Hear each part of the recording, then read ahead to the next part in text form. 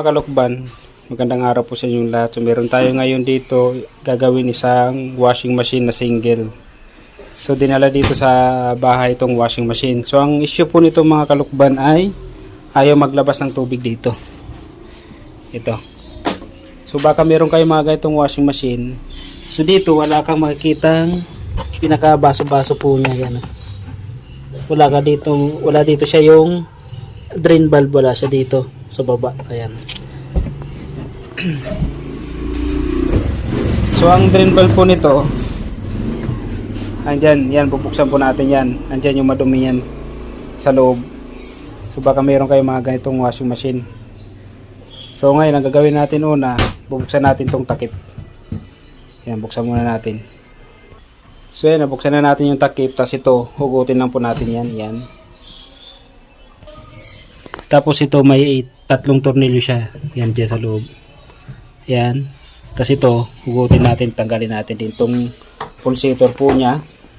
Tapos ito, matanggal na natin itong ring niya. Yan, sobrang dumi. Kaya ayaw lumabas ng tubig. Yan. So nilinisan natin mga kalukban sa napakadumi itong ano na to.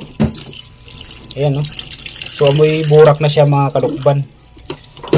Grabe ang dumi. Ayan, no? Linisan natin siya. So yung mga kalukban, nakuha natin na dumi, oh. Ayan. Galing dyan. So hindi talaga lalabas ang tubig nito dahil dito. Ayan.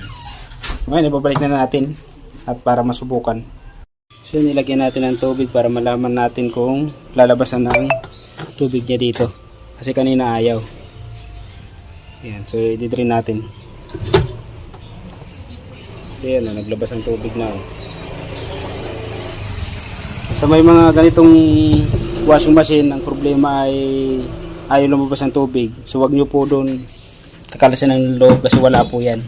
Hindi dito po yan. Yung mga ganitong klaseng washing machine. So nandiyan yung drain valve po niyan.